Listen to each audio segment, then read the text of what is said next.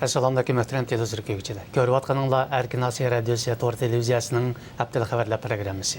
Mazkur programmamizda mushu bir hafta jarayonida radiomizda Uyg'urlarga doir berilgan bir qism muhim xabarlarimizni takrorlab o'tamiz. Men Erkin. Men Gulchehra.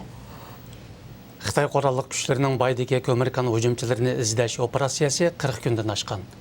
Radiomizning Baydagi Terakbaza va uningga qo'shni yezlardagi saqchixona ham aloqador idora jamiyatlarning navbatchi xodimlaridan egallishicha, gumondorlar ta bugunga qadar tutilmagan. Egallanishicha, Xitoy doiralari vaqa gumondorlarini tutishga qanchalik urinayotgan bo'lsa, mazkur vaqa haqidagi uchurlarning davlat ichi va dunyoga oshkorlanib ketmasligi uchun shunchalik tirishchilik ko'rsatmoqda ekan. Egalishimizcha, Xitoy hukumati mazkur vaqa haqidagi uchurlarni shunchalik qattiq qamal qilgan bo'lsa-mu, lekin Uyg'ur elidagi avam xalqining buningdan allaqachon xabar deb bo'lganligi ma'lum bo'lmoqda. Uyg'ur Milliy harakatining rahbari Rabiya Qadir xonimning Tomlantos kishilik huquq mukofotiga erishganligi Uyg'ur jamoatini yana bir qitim so'yindirdi.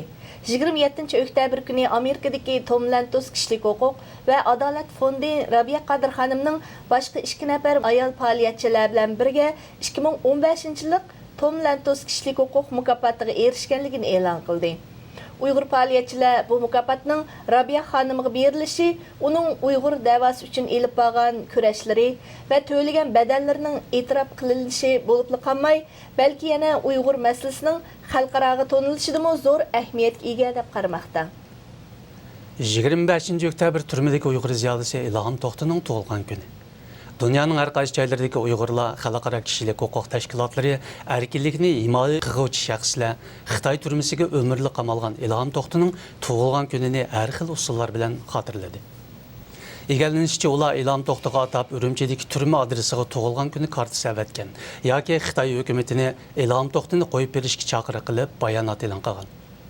Şotlandiyalik naqshchi va kishilik huquq faoliyatchisi Joe Hamilton apandimi shu kuni tong sahardan kun patqicha piyoda yo'l minib Ilhom To'xtining tug'ilgan kunini xotirlagan. Qarqash noyisining Manglay yezida o'ltirishliq arzdor Hoji Muhammad Jappar oilasidagi 4 nafar qarindoshi bilan Beijingga berib, arz qilganligi uchun 1 yildan 3 yilgacha qamoqqa tashlanganligi oshkorlandi. Ma'lum bo'lishicha, Hoji Muhammad Jappar tartib elingan uy zaminini qayta urilish uchun 3 inisi va 1 singlisi bilan birlikda 2007-yili Beijingga arz qilib borgan. Ularning arzi e'tiborga elinmagandan keyin ular Beijingdagi chet el elchixonalari oldida turib olib, Xitoyga norozilik bildirgan.